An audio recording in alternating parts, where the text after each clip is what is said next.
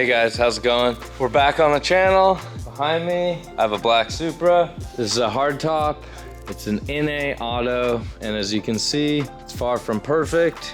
It's kind of tired looking, and it's really dusty. If we go back in time a little bit, we did a car for a customer named Charles, and he did a really nice black Supra. It was an auto car. We converted to 6-speed, 3.4 Brian Crower stroker, built engine. He wanted a replica of my race car engine, of this guy's engine over here. Super nice car, but it was a Targa. Charles found this car in Tampa. He had it shipped up to us. He really wants a hardtop because, I don't know if you guys know, but like as the Supras get older, they squeak and stuff when you go in and out of driveways. They flex a little bit. The Targas like to come loose. He just wants a really sound, nice street car. So we found this, and we're going to strip it down and redo it. And we're gonna paint it. Well, I'm not gonna paint it. We're gonna get it painted. Here it is. It's gonna need engine bay paint, exterior paint. It's gonna need a lot of little rubber pieces of trim from Toyota, like seals, stuff like that. Inside here, he bought a couple parts already that we're stacking up in here. Needs black carpet. The dash is in pretty good condition, but this is starting to pull up on the corners. This, I think, yeah, these usually break, so he needs one of these. Back seats are not amazing. Interior is so-so, the exterior is so-so, but it just has a lot of miles and it's missing a couple things here and there. Probably want 98, 97, 98 taillights and headlights. There's just a long list of things that need to get redone. Oh, it's got NA brakes. It's just a stock car. We gotta convert the trans tunnel to manual. So we have a lot of work to do. First though, I need to tear this whole thing apart. Some of it's going in the trash. It's just old stuff. Some of it possibly we could sell for him, like these headlights, recoup a little bit of money to put back in the project. We're just gonna start digging into this. We're gonna even have to pull the windshield out of this and the back window. If he's gonna repaint it all proper, this car's coming down to like as if almost if it was gonna be a race car, and then we'll start taking it, you know, step by step to make it, you know, rebuild it, refresh it, and make it where he wants as like a super nice show quality street car that he can drive around. Hopefully we'll get to build him another race engine. I don't know, because he was considering kind of pulling the engine out of the other one and selling it to his brother, I believe. The shell with like some of the parts. All right, let's get to it. There's gonna be a multi-video series on this car. I could film tons of it, but what I'm gonna do is just update you along the way, and I'll try and time lapse as I tear it apart, things like that. All right, let's get started.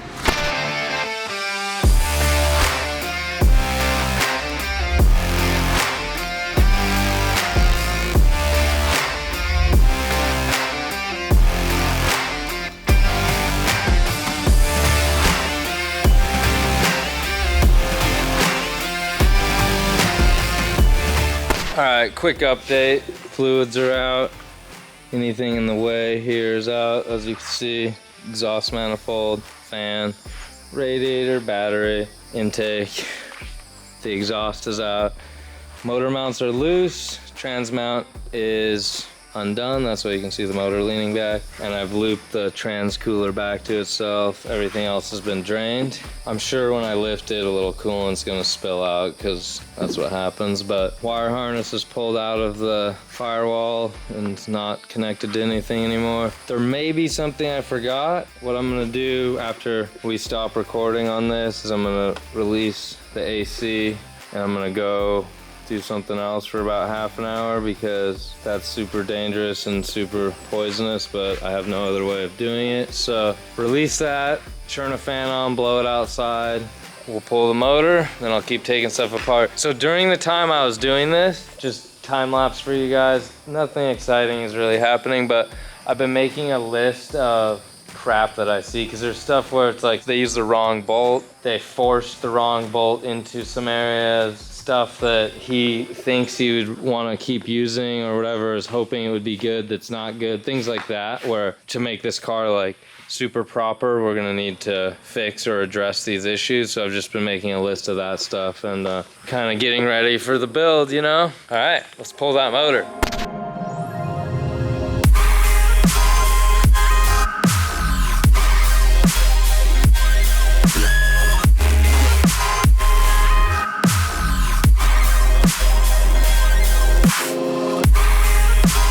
right, guys, got the car all set up on the rollers. Then I've been in here, I removed a little sound deadening, just where I need to, because this car actually would want the sound deadening. It's a street car, so he doesn't want to hear extra noises, but unfortunately to get to these spot welds, I had to take that off. If you guys have seen this before, you know what I'm doing. If you haven't seen it, that's a manual trans tunnel for a Supra.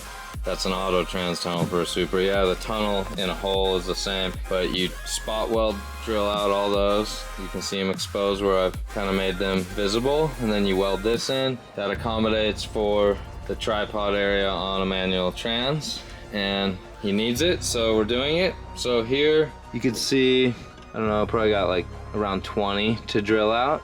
But if you look inside, you're not gonna be able to see it. I'm gonna put the car on the lift here. I'm gonna go underneath there. This is a wire wheel on air. I did the inside, but I'm gonna do a wire wheel on an angle grinder because it's much tougher under there. It's like tar down there. And I'm going to be covered like all over my face in the underbody undercoating crap. I don't know, this is what it's like.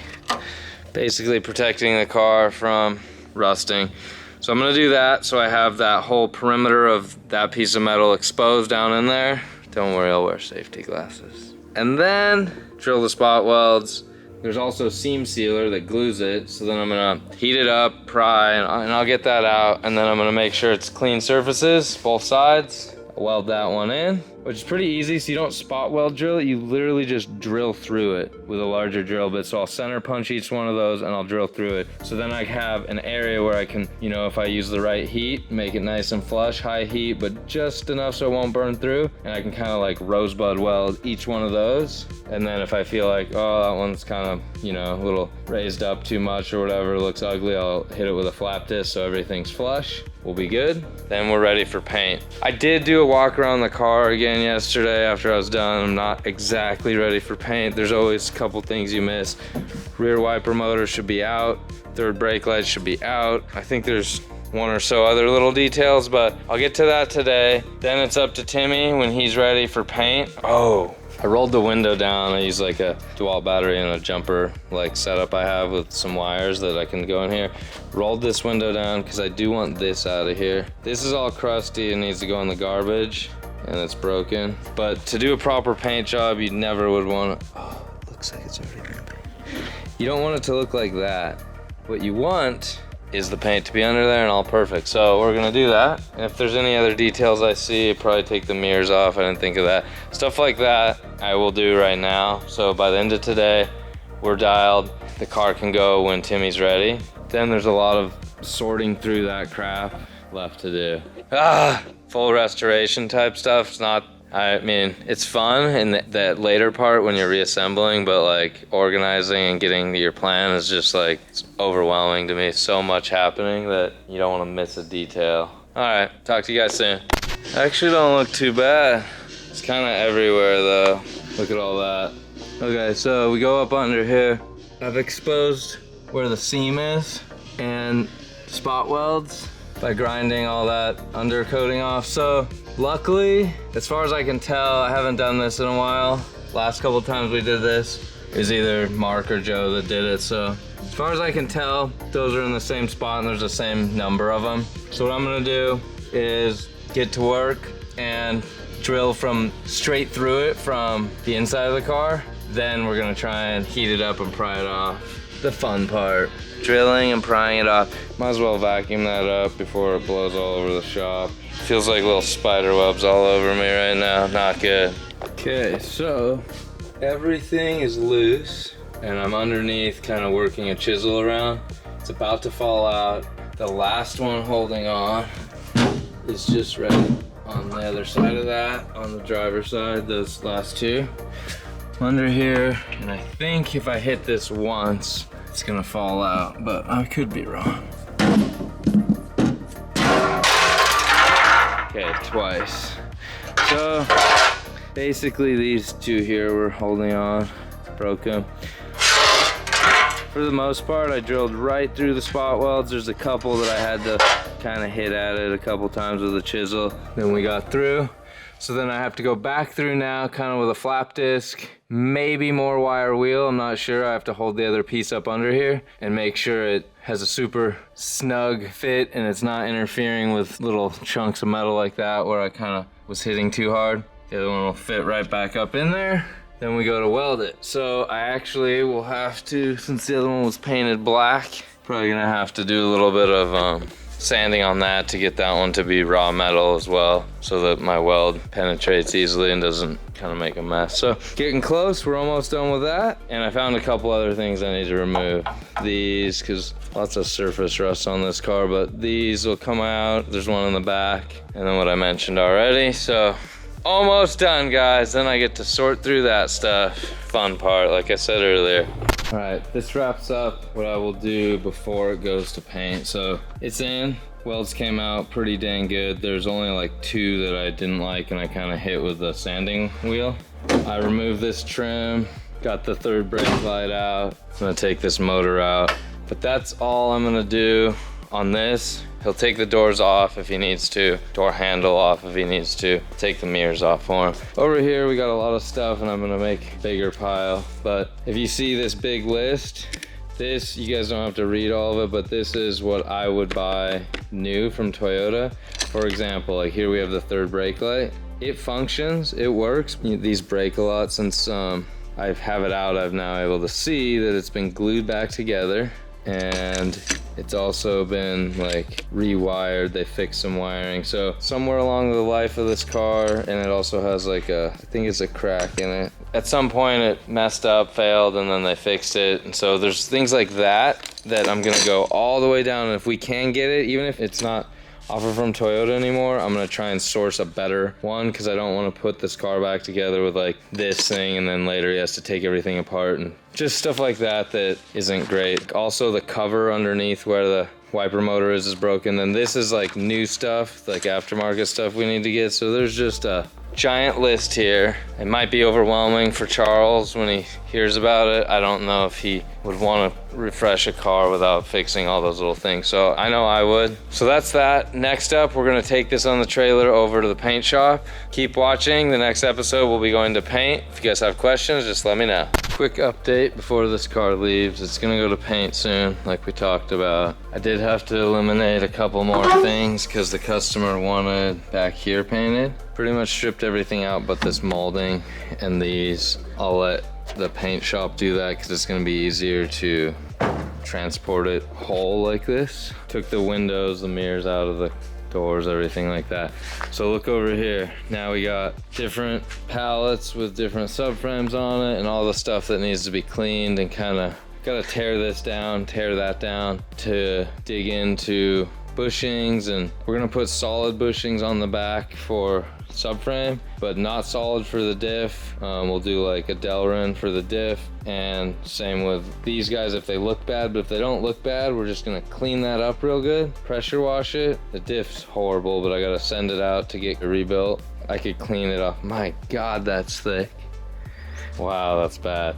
That's not gonna clean up very good. That's gonna be horrible. Get rid of a lot of this stuff. So this one, we're getting a new steering rack, maybe new bushings. We got to see how bad the rubber bushings are and see how bad these are. If they're real loose, then we kind of go through that with the customer. This, I don't think I'm going to be cleaning today, but it's in this pile over here. That's all going to go to paint. And some of this stuff I was able to find and get better new stuff. So new one of these, his was all cracked. This had been in an accident, so we got a new used one.